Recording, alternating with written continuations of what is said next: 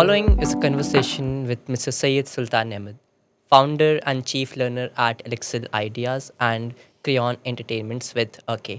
He is currently serving as the president of TAISI, which is the Association of International Schools of India. This is Katha Podcast, and now here is Mr. Syed Sultan Ahmed. In our recent session that you took in our Round Square RSC, with the theme "The Eyes Behind the Eye," you talked about your you talked about adventure and how your Harley Davidson uh, was something very profound. And as you mentioned, adventure as one of the ideals of Round Square has brought in some profound results to your own life. Was there a time when you were on the 500 or 600-kilometer mark at the Harley Davidson, where you had a profound idea of some new school cinema movie?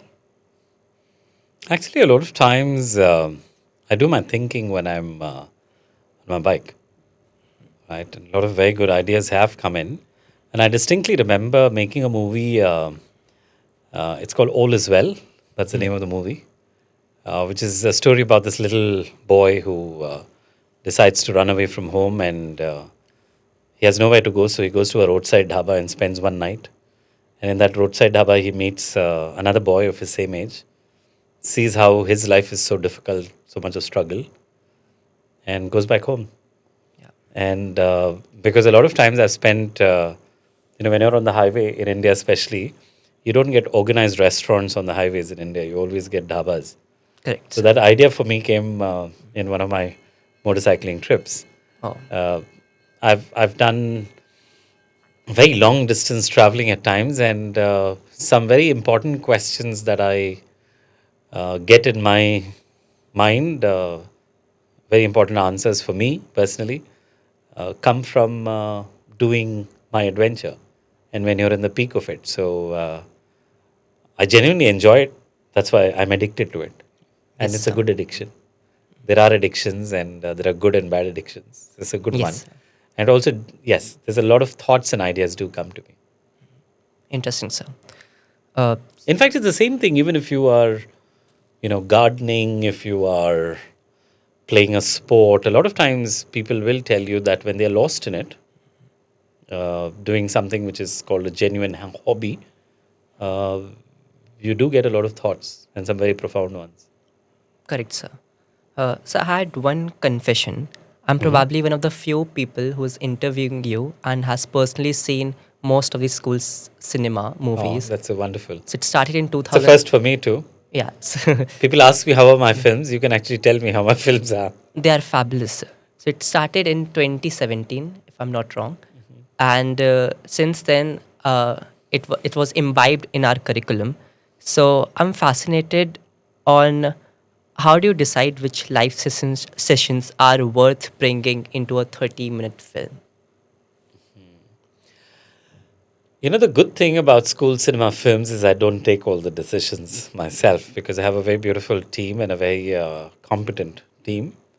And more importantly, I think we at school cinema and my team know a lot about what we should not be doing to make a film.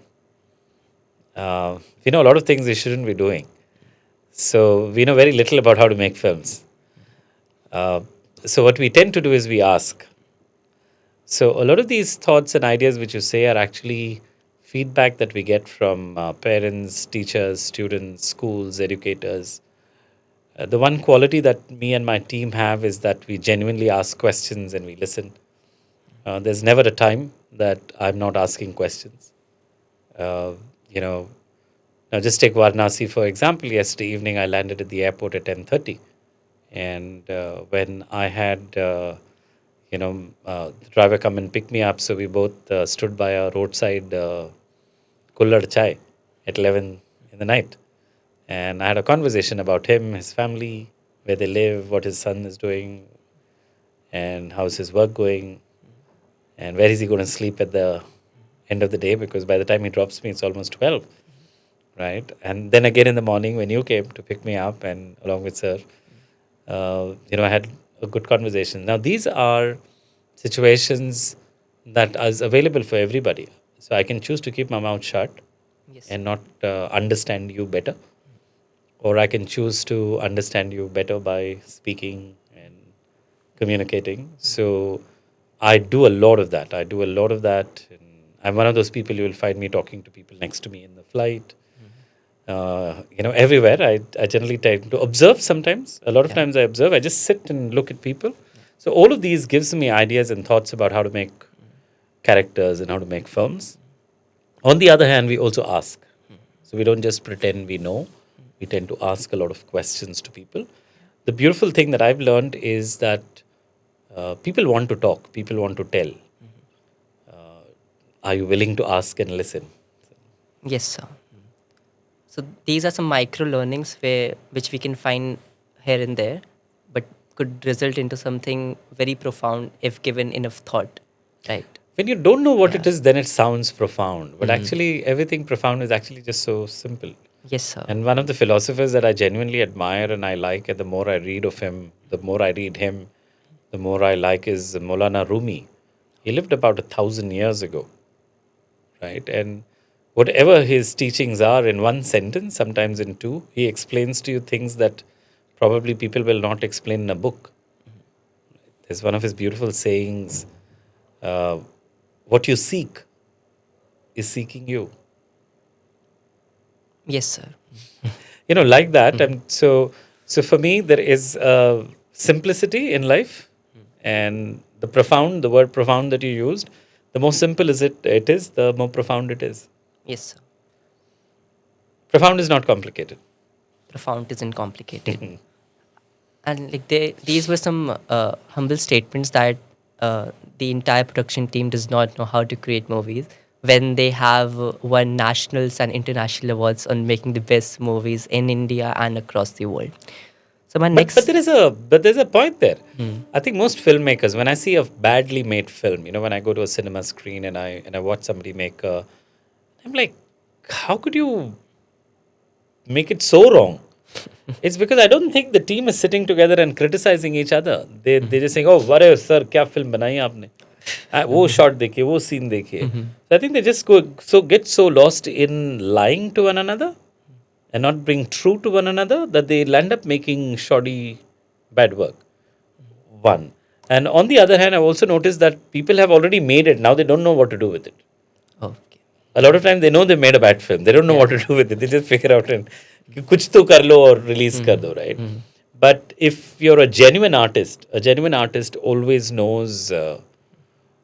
In fact, your mother knows whether she's made a good dish today or not. yes, sir, You don't have to tell her that, right? So any cook knows what they've created better than any of their customers or any other people who are going to eat the food. So similarly, any artist, any filmmaker knows whether they've done a good bad job or a bad job, or they should know. It's just that they don't tend to be true to themselves. At least the one thing that I can tell you at school cinema, we're very true to ourselves. yes, sir. So my second question is the era which we are in, the 21st century. People have started being inclined on the side of specialization. Hmm. This even the parents tell their students, even children, that even when they are very young, like 3 4 years of age, like that something what's on internet is prodigies, right? They want to specialize them in very one particular niche. Something which you already have talked about, that if we don't let children be be adapted to life skills, they will be very good, very again profound on one spectrum of life and won't be on other. How can we communicate this idea to the generation or to the people, in fact, who are listening to you? I think the idea of specialization is it's a double-edged sword, right? Uh, there's a beautiful theory of mastery which says that if you do something for 10,000 hours, you become a master at it. But the problem is that in the world we live in today, is that skill required tomorrow? Right? A lot of masters tend to find it very difficult to do something else. And one thing that I know is my parents' generation, most of them joined a job and lived in that same organization, same company for 30, 40 years. That's all they knew to do. In my generation, there are people who've started a profession like, say, IT or engineer or banker. They moved banks, they moved companies, but they were in the same profession. They're not loyal to the company, but they were loyal to the profession. Your generation, you cannot be loyal to the company or to the profession because that profession will not remain for more than 5, 10 years. Yes, sir. So any young person like you will have to probably have at least 3 or 4 different professions. I don't mean that different jobs, different professions. You need to switch from one to the other. So one of the biggest skills that the world requires are you to do. When I say you, it's your generation to do. Yes, sir. Is to learn to learn. So you might be a master of something today. Congratulations, very good. But that's not going to last you for a lifetime because 5 years down the line, 10 years down the line, sometimes even faster, you might have to completely shift from that particular learning. So I think this mastery and this cockiness about knowing that I'm very good at one skill, is not something that I see is the most important skill. But the skill that you need to know is, do you know how to learn? I don't know it. Good, but do you know how to learn it? If you do, then you're going to do wonderfully well in this world. Yes, sir. You don't need to know. You need to know how to know. Correct. Yeah. Yes, sir. So it's like every century has one core skill that if you have a control of, will be out there in most of the circumstances. For like 19th century, even the industrial revolution was just picking up. If you could be a good manager, you could like, manage all the workforces and make a ton of money. In 20th century, it might be uh, to be either good in science or mathematics, great scientist, or to be a profound speaker. But as you said, in the 21st century, learning how to learn is one of the essential skills, like top skill, as it has on like every century list. Yeah. Yeah. Yes, sir. Learning and also adapting because the changes that you will have as a generation is something that we've never experienced it. Uh, so it is said that electricity took about 100 years to reach homes. Telephones took about 50, 60 years. Mobile phones took about 15, 20 years. Internet took about 5, 10 years. Whereas Chat GPT took about 3, 4 months. Days. Yeah. So that's the pace at which things are changing in the world. So the ability to adapt Yes. to the changes is yes, along with uh, that's going to be the big skill. You're right. Yeah. So as we are talking about technology, you mentioned that there are people who, not even people, even kids, have started consuming a lot of content instead of like talking to people around them, right? Which is like one of the core essential skills. How can we make sure that this generation or even the coming generation can think critically in this world where it's very easy to follow what's popular, it's very easy to follow what's easy, right? We have AI, chat GPT, even vibe coding as we have it, right? It's making it very easy, it's making it very popular. Yeah. So everyone is doing that. So how can we make children think critically and on the lines of problem solving? See, you look at the idea of thinking. What is thinking? Thinking is being with yourself, not doing something that's distracting you from thinking. So normally you don't think when you're doing something. What I meant is when you're mentally involved, but physically when you're doing something, you can think. While you're cooking, you can think. When you're riding a bike, you can think. When you're physically doing something, your mind can do. But when your mind is active at doing something, like watching a screen or, playing a game, right? Then you can't think because you have made your mind to focus on it. So one of the problems of today's addictions, see, for us, we were doing things which are far more physical. Today, people don't even think. Young people don't go fishing. They don't go Yes, cycling. We did a lot of physical things. It gave us a lot of mental time for us to think. It allowed us to develop our critical thinking. Today's challenge is that children are not active as physically as we were, but mentally they are very stimulated. I wouldn't use the word active, but they're very stimulated because everything around them is stimulating them. So they Absolutely, don't sir. have a mind that is relaxed to think. And critical thinking is one aspect of multiple thinking that we do. We do creative, parallel, lateral, all kinds of thinking that we naturally do. But the question is, do young people, they just don't like the idea of being bored. In fact, many years ago, I had written this article called The Power of Boredom, Oh, right? In fact, even parents don't understand the idea of boredom.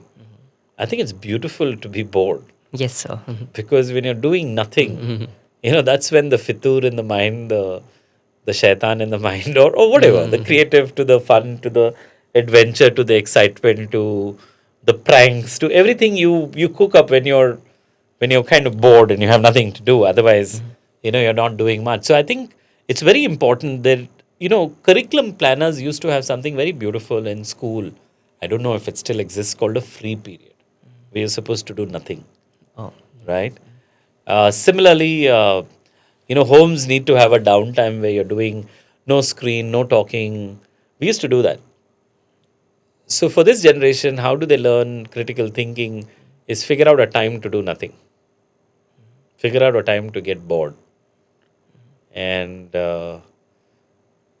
that's when your mind is very very smart. It's very very capable. You don't need to teach it. You need to allow it. So yeah, I think that's what I would do. yes, sir. So it's like, according to some research, the attention span of a human, which was around 3 minutes 10 years back, has come down to about 8.5 seconds, which is even less than a goldfish. And whenever we have time for boredom, as you mentioned, we chip in those stimulants and satisfy our attention span, right? That is something that we need to figure out. Now, diverting our conversation back to cinema, you came up with a word called film pedagogy. Uh, you so this terminology is something very interesting because this wasn't thought by many people before, or if wasn't executed as well as you did. No, it was not an idea which it was too new for the world. They didn't have these two worlds never met. Yes, sir. The world of film and the world of education never met. So film pedagogy actually brings two worlds diametrically opposite together. Especially as you mentioned in many of your talks that in India, which is like the largest producer of film and has the youngest population in all of the world, this idea was never even thought of. Right. Yeah. So talking about the terminology of this word, film pedagogy, uh, how film, the medium film, is so effective in conveying what your ultimate goal is, which is to make education fun and relevant. How does film become? How does film play such a nice role of a medium to bridge in that goal and the implementation? See, when you look at the idea of a teacher who is effective, how do I teach? I can make it interactive. I can make it fun. I can make it emotional, where you relate to it. Yes, sir. I can tell you stories. Or these days, I can make it an audio visual and make it interactive for you to learn. Cinema actually blends all of that. Cinema is audio visual, cinema is storytelling, cinema has emotions, cinema has entertainment. So it's actually a very lethal combination of multiple modes of teaching, which, anyways, teachers do. But they do it in isolation, and cinema brings it all together. The problem is that we have relegated, and I can say that with authority today, that we've relegated cinema to entertainment. In fact, we call it the entertainment world. Yes, sir. But it's so powerful that it can use to change societies. It can be used to get education done. Somehow, even today, if you look at it, in India, we don't value the idea of children's films. We don't even have a children's film society today. What used to be there for 50, 60 years in this country, we don't have that. And there are very few people who make meaningful films for children, right? So on one hand, we don't make good films. And on the other hand, the education is still, thankfully, education is a lot more audio-visual today than what it used to be before. That's one thing that's changed, where I'm not just looking at a physics textbook, but I can see it on a screen. What's the concept of heat, light, magnetism? but bringing in storytelling into school is still a rarity, and probably school cinema is still one of the few programs in the world, actually, not just in India.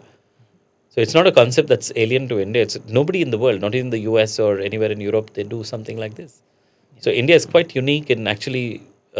This is one pedagogy that's evolved from India. You can very safely say that. Yes, sir. Yeah. Yeah. Nice perspective, sir. Uh, you mentioned and talked about mediocrity in education, Okay. and how education is taken something as which needs to be done because it's done from centuries, even millenniums. Uh, how do we give courage to the upcoming generation to think beyond the box, as we call it? It's a buzzword. What's even outside the box? But how do we make the upcoming generation think of contrarian idea and question each and everything, so that we can have that era of that we had in 20th century? We had innovations after innovations. I think that drive of the 20th century, we had people like Sir Oppenheimer, Richard Feynman, Albert Einstein, right? We had that whole era of scientists and mathematicians. And not just that domain, we had artists, Pablo Picasso in 16th, 15th century. We had people like Vasco da Gama, Vinci. How can we make this generation think contrarian again to bring in something which the world has never even thought of? One of the things about history is that it always looks nicer when you look at older people and what they've done. We somehow don't value what people in our generation tend to do. If you ask me, you know, people like, for example, Steve Jobs, for what he did to the idea of not just creating, the amazing iPhones or the MacBooks, just the idea of distributing music that he did through the iPods and the idea of creating apps. We don't credit him enough for creating just the idea of apps. Our apps are our world Yes, today, sir. the concept of apps, and it comes from the Apple ecosystem, right? For example, even closer home, one of the individuals that has touched almost every Indian, and you've never heard anyone praise him enough, is Nandan Nilekani and Manmohan Singh for coming up with the idea of both the UPI, the Aadhaar, right? Uh, I think even today, after 15, 20 years of the Aadhaar and the UPI idea, we've not even scratched the surface, and even 10 or 20% of its power has been utilized in this country for many reasons. But can you imagine that we are one of the world's most sophisticated banking economy, thanks to the fact that you have an UPI, again, an Yes, original sir. Nandan Nilekani idea for building the UPI. Yes, sir. So, we all know that Narayan Murthy built Infosys, but he built it along with Nandan. But what Nandan built was not just Infosys. He came up with the idea of Aadhaar, executed it. He came up with the idea of UPI. And somehow we've never given him credit. So I would say that instead of looking at, we do have in our generation some amazing creative people who've done some outstanding work. Yes, sir. It's just that we don't give them credit enough. But coming to the younger ones in school, I wouldn't worry too much, Oh, right? interesting. I wouldn't worry too much because I have a lot of confidence and a lot of faith in the fact that for every school, every child, you will find those people who will go out there and make a difference to the world. I'm not too worried. I'm not too worried. Okay. So you may think that they are not doing enough, but I know that they will. I'm very confident they are already doing, and we're not recognizing them, and they will continue to do. So I'm quite optimistic. Yes, sir. I believe life is too short to be pessimistic. Okay, sir. So now I'll come to the end of this podcast. One last question. If there was one thing that each student across India can hear you for, one thought, one idea about how they can learn and how they can live and how they can think what they need to be, what that one statement or How they idea can be, learn, how they can live, and how they can think what they want to be. Yeah. the third one I may not have an answer, But the first two is reasonably, I do it my way, you do it your way. Uh, I think you tend to learn when there's a beautiful saying about, or a definition of education. The purpose of education is not to fill an empty mind. The purpose of education is to open an empty mind. Right? So when I believe that I know, then I don't want to know more. But when I think that I don't know, I want to know. Yes, sir. So the first step to learning is actually to have the humility to accept that I don't know. And which is unfortunately a problem with an educated person, because you're supposed to know. Because you already have a degree, you have gone to a university or a college, so you're supposed to know. So knowing stops us from knowing. So if anybody wants to learn, the first thing they have to accept and have the humility that I don't know. And that's your first step to learning. Yes, sir. The second one, to your question about how do you live, different people have different aspirations in life and different ways of living. But I think you should live a life that you are happy with yourself. Forget about what the world thinks. A lot of times we tend to live too much for the world, but very little for our own selves. So every one of us wants to live healthy. Every one of us wants to live and have fun and do adventure and have a good social life. Innately, every one of us knows what we want. I think the way to live it is, when you know what you want, go and live it that way. The problem is, a lot of us are not living for ourselves. A lot of us are living for the world outside, maybe for our parents, for our society, for our teachers, for what the world would think. I think you should live for yourself. Because if I can't be happy myself, I can't make you happy. Whether you're my family or whether my workplace, whether you're my nation, no matter what. So for me, the best way of living is to know what are your deepest desires and wants and go and get them. Absolutely, sir. So thank you, sir, for joining us for this It's podcast. been a pleasure. Thank you so Yeah. much, and all the best. Thank you so much, sir.